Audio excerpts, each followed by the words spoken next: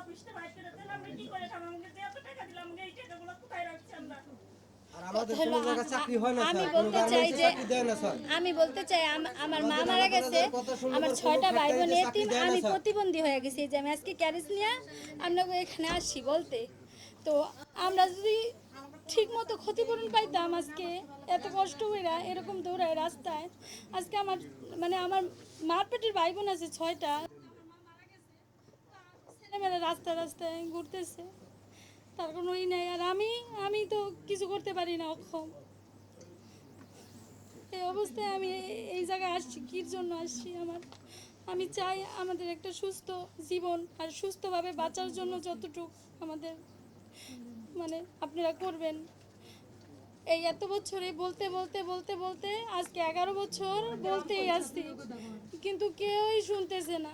Media, সাংবাদিক সবাই যারা যখন যেভাবে আমাদের জিজ্ঞেস করছে আমরা সেইভাবে বলছি, কিন্তু আজকে আমাদের এই এই পরিণতি থেকে আমরা আজ পর্যন্ত রক্ষা পাচ্ছি না। মনে হচ্ছে যে প্রতিনিয়ত আমরা মৃত্যুবরণ করি, কিন্তু মরি তো না, আল্লাহ তো নেয় না। কিন্তু এই অবস্থায় বেঁচে থাকাও অনেক কষ্ট, কারণ পেটে একবেলা খাবার আছে আর একবেলা নাই, কারণ আমি কর্ম করতে পারি, কাজ করতে পারি, আমার কেউ কাজে নেয় না। আমি ইদানিং গার্মেন্টসে চাকরির জন্য গেছিলাম, আমার কাজে নেয় নাই। আমার মার পেটের ভাই বোন নিয়ে এত ছোট ছোট, ওর মা মারা গেছে, আমার বাবার একটা বিয়ে করছে, ওদের কি অবস্থা, মানে দুর্দশা অবস্থা, কর মতো না। ওদের এখন পড়াশোনার বয়স, মা বাবারে আগলায় রাখার বয়স, আর এখন এতিমখানে থাকি কিছু। আর আমি আমি এইভাবে থাকি, আমার একটা কাজ নেই, চাকরি নেই, পয়সা নেই, কিচ্ছু নেই। এইভাবে বেঁচে থাকার চেয়ে মরে যাওয়া অনেক। আমি আজকে বলতে আসছি, আজকের পরে আমি কোনোদিন বলতে আসুন না, আমি সিদ্ধান্ত নিয়েছি। 11 বছর বলছি, আর বলতে পারতেছি না।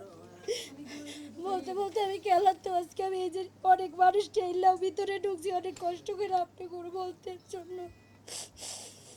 কিছুই পাই নাই, বিনিময় কষ্ট আর দুঃখ আর যন্ত্রণা আর সমাজের অবহেলা ছাড়া কিছুই পাই নাই। বসুন বসুন বসুন, থাকতে পারবেন না তো, একজন একটু জায়গা দেন। ঠিক আছে, এই পাশে আর কেউ, আরেকজন বলুন। বসার ব্যবস্থা করে সকলকে ধন্যবাদ এবং আসসালামু আলাইকুম।